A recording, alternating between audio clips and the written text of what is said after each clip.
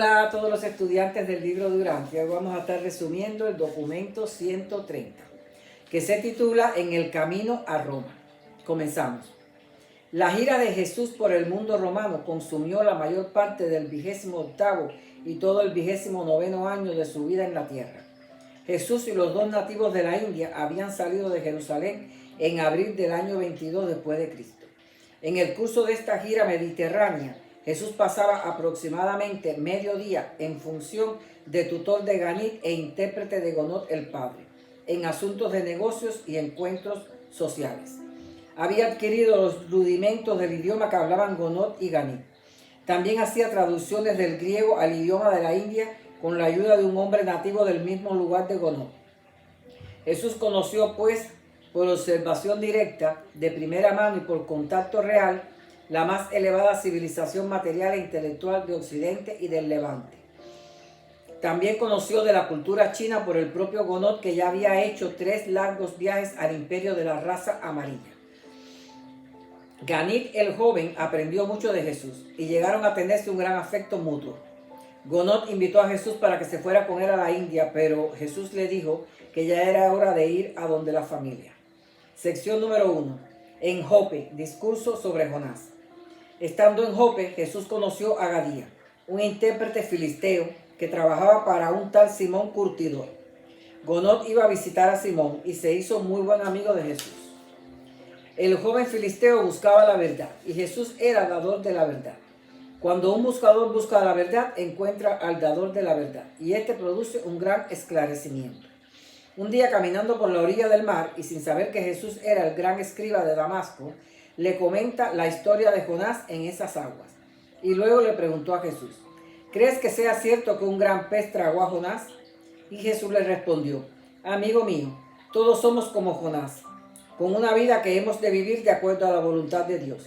Y cada vez que intentamos escapar al deber que nos impone la vida diaria, nos ponemos en las manos que no están regidas ni por los poderes de la verdad, ni por la fuerza de la justicia. Escapar al deber es sacrificar la verdad. Escapar al servicio de la luz y la vida es conducirse a los penosos conflictos con las ballenas del egoísmo, que conducen a la oscuridad y a la muerte. A menos que estos Jonases sepan volver a Dios en su corazón. Y el día que busquen a Dios sinceramente, nada podrá tenerlos más en cautiverio. Sea cual fuere el abismo en el que hayan caído, si buscan la luz de todo corazón, el Espíritu de Dios los librará de su cautiverio. Gadía se conmovió mucho con la lección de Jesús. Este es el mismo Gadía que se convirtió en un profundo creyente de las enseñanzas de Jesús a través de Pedro y quien tuvo que ver con la decisión final de Simón el Curtidor de abrazar el cristianismo. La última conversación que Gadía tuvo con Jesús fue el día que éste estaba preocupado por tanta injusticia y le preguntó: ¿cómo puede ser que Dios, que es infinitamente bueno, permite que suframos las penas del mal? En aquellos tiempos se creía que Dios era el creador tanto del bien como del mal. Pero Jesús consideraba eso una falacia y le dijo: hermano mío, Dios es amor. Por tanto debe ser bueno y de una gran bondad. Y no puede contener ninguna cosa del mal. No hay cabida de nada negativo en él. El mal es la elección inmadura y el desliz irracional de los que se resisten a la bondad, rechazan la belleza y traicionan la verdad. El mal es la inadaptación de la inmadurez. Es la oscuridad inevitable del necio que rechaza la luz. Es todo lo tenebroso y falso de quien, si abraza el mal conscientemente, se convierte en pecado. Nosotros tenemos la facultad de elegir entre la verdad y el error. La luz y la vida es la verdad. El error es inexistente hasta el día que lo abrazamos. Entonces es cuando se hace realidad. Tales males son exaltados luego a la categoría de pecado. Si no hay corrección, si no lo corrige, elige conscientemente abrazarlo y convertirse en una criatura obstinada y rebelde. Dios lo permite porque somos libres de crear nuestras propias realidades, al igual que permite que la cizaña crezca con el trigo. Sección número 2. En Cesarea. Allí tuvieron que quedarse más tiempo del que esperaban, porque hubo que reparar la embarcación. Jesús se ofreció a ayudar. Al segundo día Jesús y Ganit fueron al anfiteatro, lugar que acomodaba 20,000 personas. Vieron una función y un drama griego. El día siguiente visitaron el palacio del gobernador. Cesarea era la capital de Palestina y la residencia del procurador romano. En el lugar que se hospedaba Jesús, entabló una conversación con un mercader de Mongolia, que era taoísta, creía en la deidad universal y hablaba con todos de la doctrina del Dios único. Un día, trabajando con los astilleros en la reparación del barco, dijo que Dios se interesaba por todos los hijos de la tierra. Un joven llamado Anaxando le dijo que si se interesaba por él, ¿por qué no le alejaba el capataz cruel e injusto que tenía? Jesús le contestó: puesto que conoce los caminos de la maldad y la justicia, tal vez Dios quiere que este hombre equivocado esté cerca de ti para que lo conduzcas por un mejor camino. ¿Por qué no afirmas tu señorío sobre el mal por virtud del poder de la bondad y así convertirte en el amo de la relación entre los dos? Puedo predecir que el bien que hay en ti puede vencer el mal que hay en él, si le dieras una oportunidad. Y así continuó Jesús hablándole a estos hombres, terminando pidiendo a Jesús sus consejos para el bienestar de sus almas. Luego estos dos hombres creyeron en el mensaje de Jesús a través del ministerio de Pedro. Ganí se dio cuenta que Jesús empleaba su tiempo libre en este ministerio personal y decidió descubrir tal interés.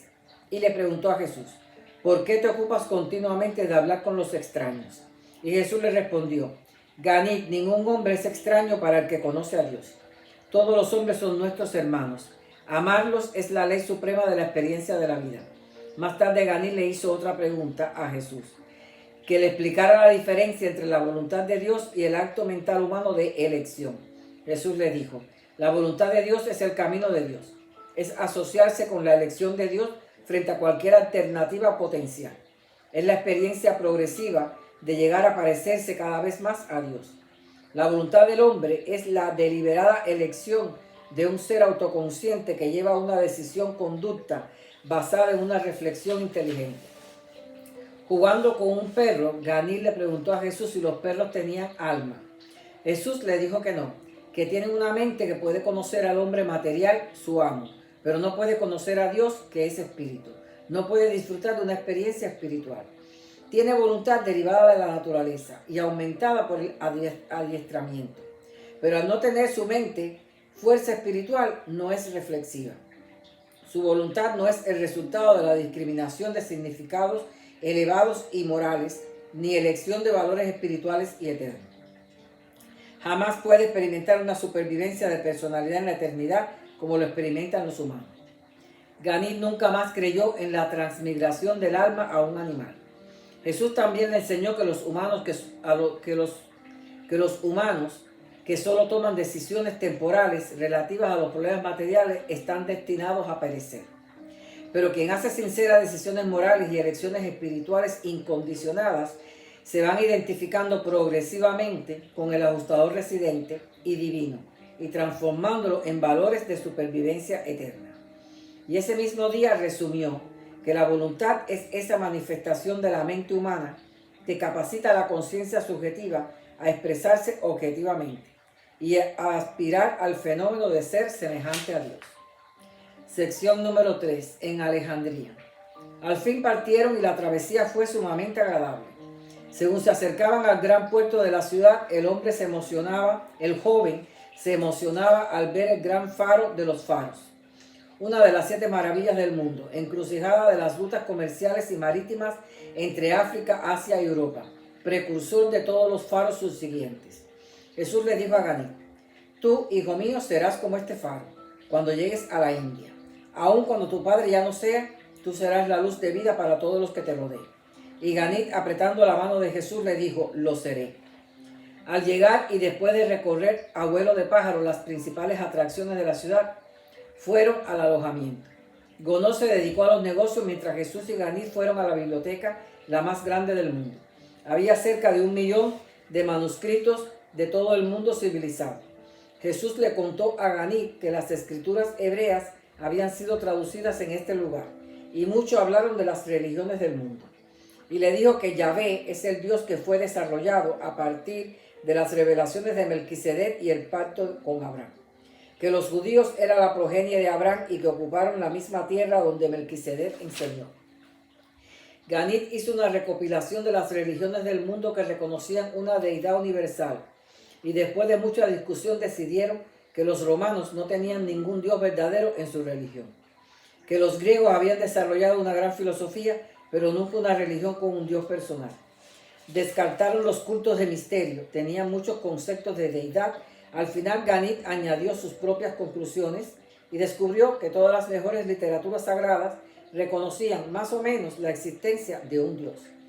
En su estadía visitaban el Museo de Bellas Artes, Ciencia y Literatura, donde los eruditos dictaban clases.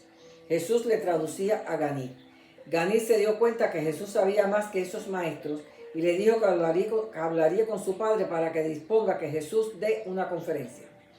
Jesús le dijo: eres un alumno admirador, pero estos maestros no están dispuestos a que le enseñemos nada. El orgullo de la erudición no espiritualizada es cosa traicionera en la experiencia humana.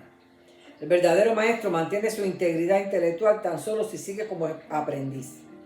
Entre los muchos hombres con quienes Gonot hizo transacciones mercantiles, había uno que se llamaba Filón.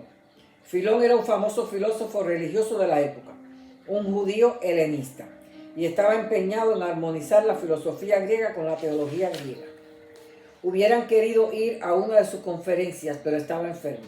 Jesús le habló sobre eso, pero le dijo que esas creencias son como que conducen a los hombres a encontrar a Dios. Indica el camino, pero uno tiene que ir a encontrar. Sección número 4. El discurso sobre la realidad. La noche antes de partir de Alejandría, Jesús y Ganit tuvieron una larga conversación con uno de los profesores del gobierno de la universidad. La conferencia esa noche fue acerca de las doctrinas de Platón. Jesús sirvió de intérprete, pero sin refutar la filosofía griega. Y después de terminar y de la partida del profesor, el maestro y su discípulo tuvieron un largo diálogo acerca de estas doctrinas platónicas.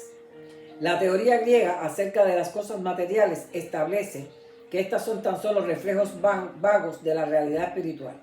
Pero Jesús intentó establecer cimientos más sólidos para su discípulo. Y le explicó que el origen de la realidad universal es el infinito, que las cosas materiales de creación finita son las repercusiones espaciotemporales del modelo paradisíaco y de la mente universal del Dios eterno, que la causación en el mundo físico, unido a la autoconciencia en el mundo intelectual y al yo progresivo en el mundo espiritual, todas estas realidades proyectadas a escala universal y también combinadas en conexión externa y además experienciadas con perfección de cualidad y divinidad de valor, constituyen la realidad del Supremo. Todas las cosas cambian excepto en los absolutos. En un universo eterno de valores ilimitados y cualidades divinas puede haber cambios, pero no en los absolutos, y tampoco después que aquello haya alcanzado el estado físico de adopción intelectual e identidad espiritual absoluta. El nivel más alto alcanzable es el reconocimiento del Padre Universal y el conocimiento del Supremo. Pero luego de llegar a finalista, se sigue experienciando los movimientos del mundo físico y sus fenómenos materiales. Y así, mientras tanto, se va adquiriendo una apreciación mayor y cada vez más profunda con el cosmos intelectual, hasta alcanzar la perfección, armonía y unanimidad de la criatura que llega a ser uno con el Creador. Y esto solo puede alcanzarse mediante el continuo vivir de la criatura en el tiempo, conformando su voluntad personal y finita a la voluntad divina del Creador. Primero debe ser supremo en el alma y dominarlo en la mente. Los valores auténticos de la experiencia de la criatura se ocultan en la profundidad de su reconocimiento. La experiencia sin espíritu no puede evolucionar los caracteres divinos de eterna supervivencia. La personalidad es una dote cósmica que debe persistir en la presencia misma de todos los cambios y para siempre después. La no adaptación a los cambios y al progreso de la personalidad y a la disidia de todos los aspectos nos lleva a la despersonalización, puesto que termina en un aislamiento intelectual y espiritual. Se pierde el espíritu conductor residente y hay una cesación de la existencia al final. El conocimiento es la esfera de la mente material o discernidora de los hechos. El conocimiento se puede demostrar, pero la verdad se experimenta. El conocimiento es una posesión de la mente, pero la verdad es una experiencia del alma del yo progresivo. El conocimiento es una función del nivel no espiritual, pero cuando ese conocimiento trasciende hacia el alma, se convierte en una verdad, en una fase del nivel mental espiritual de los universos. Y es aquí cuando se pone en función el espíritu de sabiduría, que interpreta los fenómenos del universo en términos de experiencia personal progresiva. El error no es una cualidad real en el universo, es más bien una observación relativa de los hechos de que la imperfección de lo finito y los niveles ascendentes del supremo y el último están relacionados. Por medio de la observación del error podemos ver lo que se necesita perfeccionar, y ahí entra la voluntad para corregir y perfeccionar. El mal es un incompleto de la perfección. Y ese concepto incompleto de la perfección es lo que la mente del tiempo y el espacio aprecia como un mal potencial. Mal que, si deliberadamente no se corrige, seguirá provocando desarmonías intelectuales y deficiencias espirituales, y luego un cada vez más amplio campo de errores hasta la realización del mal total. Sección número 5. En la isla de Creta.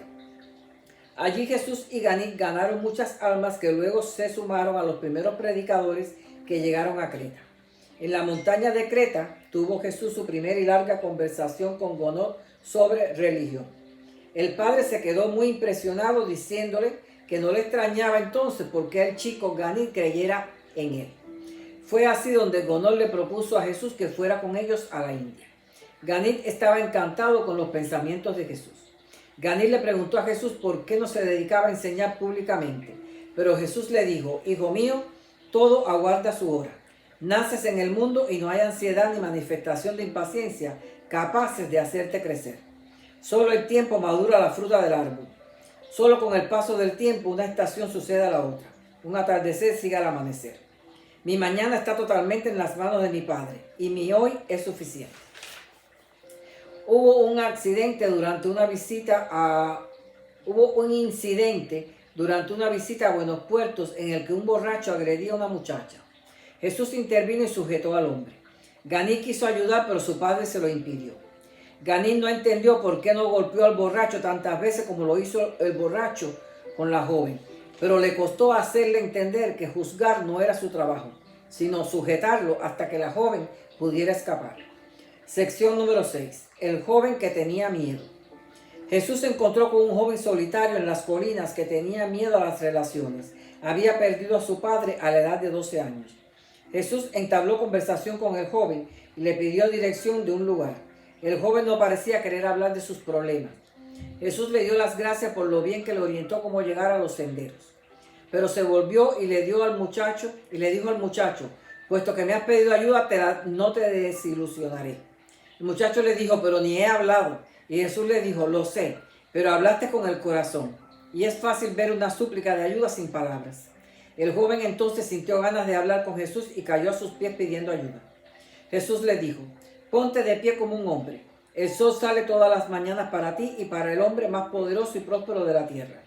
Tu físico es mejor que el del hombre promedio, pero no te sirve de nada mientras te quedes sentado aquí lamentando tus infortunios. Tienes una mente inteligente, ponla en función de resolver tus problemas. Enseña a tu intelecto a que trabaje para ti. No te dejes dominar por el temor como si fueras un animal que no piensa. El espíritu que vive dentro de ti te inspirará y estimulará tu mente y activará tu cuerpo si te libera de los males de la inacción mediante el poder, presencia de la fe viviente. Y verás cómo derrotas al miedo cuando surja el nuevo todo dominante amor por los semejantes, y se llenará tu alma y habrá nacido un gran hijo de Dios. Renacerás y serás restablecido como un hombre de fe y coraje al servicio de Dios. Levántate, corre y regresa al deber. Este joven llamado Fortunato se convirtió posteriormente en líder de los cristianos en Creta. Sección número 7. En Cartago, el discurso sobre el tiempo y el espacio.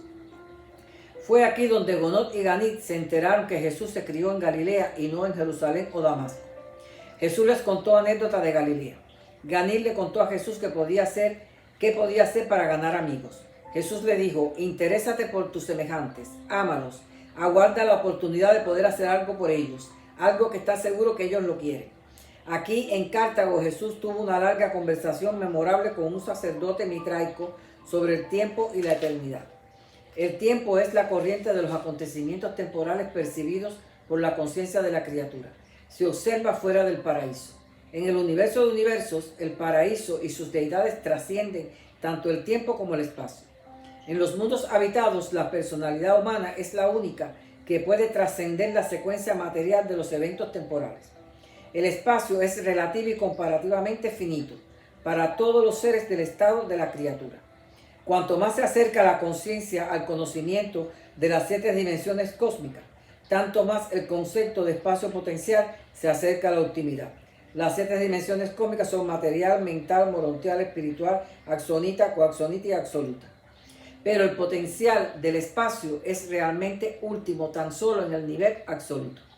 Son niveles ascendentes en los que se alcanzan niveles cada vez mayores que se totalizan. Estas sucesivas ampliaciones van según la personalidad consciente y pensante que asciende a los niveles del universo. La calidad de su percepción tiempo-espacio se expande. Y a medida que la personalidad procede hacia arriba y hacia adentro, a los niveles trascendentales de semejanza de deidad, el concepto del espacio-tiempo se acercará cada vez más a los conceptos sin espacio ni tiempo. Esto es, los absolutos. Sección número 8. En el camino a Neápolis y Roma. La primera escala fue en la isla de Malta. Aquí Jesús conversó con un joven llamado Claudio, que había contemplado quitarse la vida. El joven estaba desalentado y descorazonado, pero luego de esta conversación dijo que iba a enfrentar la vida como un hombre, y poco tiempo después se convirtió en un predicador entusiasta de los cínicos. El evento más tarde y en este lugar fue la rehabilitación de Esdras, un judío descarriado, que era tabernero del lugar donde Jesús y sus compañeros se hospedaban. Dijo que quería ser un verdadero hijo de Abraham. Y Jesús le dijo que si en verdad eso deseaba y quería encontrar a Dios, eso era porque ya el Padre lo había encontrado a él. Y le recordó las palabras del profeta que dijo: Él mira a los hombres y si alguno dijere, he pecado y he pervertido lo que era justo, Dios librará el alma de ese hombre de la oscuridad y verá la luz. Y así Esdras encontró a Dios. A otro joven vendedor de frutas Jesús le dijo: sé valiente mientras te haces hombre, y después de alimentar el cuerpo, alimenta el alma. Mi Padre que está en el cielo estará contigo y te guiará. Este joven fue fiel devoto de la religión mitraica y posteriormente se convirtió a la fe cristiana. Llegaron a Neápolis y Gonot tenía que hacer muchas transacciones comerciales y necesitó los servicios de Jesús. Encontraron mucha pobreza en esta ciudad. Jesús, luego de dar una moneda a un mendigo, siguió su camino y Ganí le preguntó por qué no le habló. Jesús le dijo que para qué malgastar palabras con los que no pueden percibir el significado de lo que le dices. El Espíritu del Padre no puede salvar a alguien que no tiene capacidad para la filiación. Lo que quiso decir es que no era de mente normal, que carecía de facultad intelectual para la guía espiritual. De aquí siguieron a Roma por el camino de Capua. Y aquí termina este documento, los espero en el próximo.